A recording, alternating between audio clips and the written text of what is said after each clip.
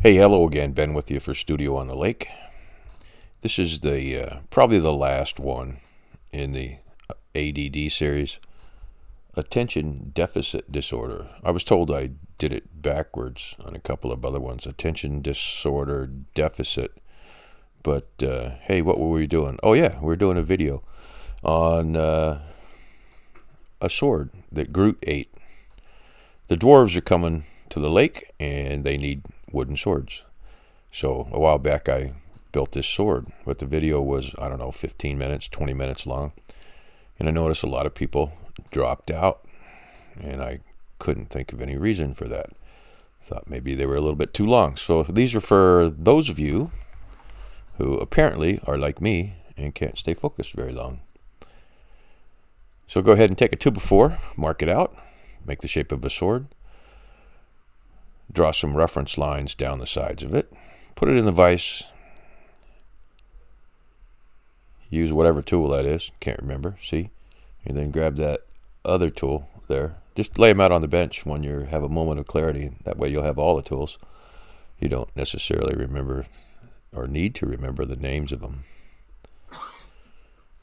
Oh yeah, that's a draw knife. Hey, I knew that. If you ever work with a 2x4 for carving, you'll find that it's miserable stuff. Grain goes every which direction, blah, blah, blah, and that's why they use it. If you remember, we had swords, rules for hooking whack, and you can't. Groot, no. Grandpa, no. Dragon, yes. Spaceman, by all means, of course, especially little green spacemen. And I can't remember where little green spacemen come from, but that's all right. Shave that down. You got to put a fuller in it. If it doesn't have a fuller, it doesn't have strength. Not sure what that means in wood, but it's got to be there in steel. So it's got to be there in this one. Otherwise, a kid will look at it and say, hey, it's missing something. Why is that? And then they won't like it. And they'll treat it bad. So it needs a guard. You can't have your hand slipping up there and getting cut on that sharp wood. You notice I marked that in two places. There just so happened to be a huge pitch pocket right in the middle of it. Most of these patterns for the kids stuff is roughly drawn. This one without reference. If you go into some of the other videos, Thor's hammer, Stormbreaker, those sort of things, you'll notice I did use references and stay fairly close.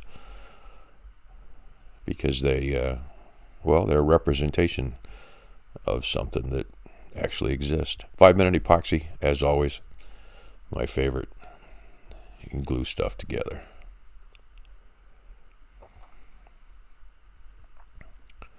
There's only two ways I think it go on there. And always the first time, it's backwards.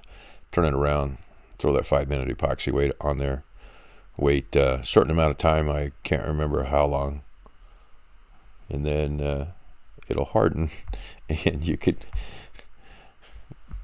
go ahead and fill the gap in with some putty, because make it look aesthetically a little bit more pleasing.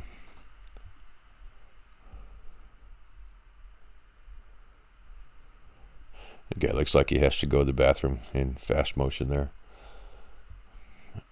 Maybe it looks that way in slow motion. I don't know. No, he's pretty steady in slow motion there. Cleaning up the end, taking the slivers and splinters away. Can't have anybody hurt with this thing. That's why it's a sword, right? And you're letting them play with it? Not sure about that. Hey, there it is, the rundown on the whole thing. No finish on there. We just don't have time for that sort of stuff. And it's going to get destroyed anyway, or as they say in some parts of the world, and annoy my wife, anyways. So there it is. It'll be popular. I don't think it'll be as popular as the hammers. We'll have to wait and see. once again, this has been for Studio on the Lake, and here's the ADD version. It's probably the last one. I'll just do quick videos so as not to annoy people. Like if you like it, comment, and by all means, click the subscribe.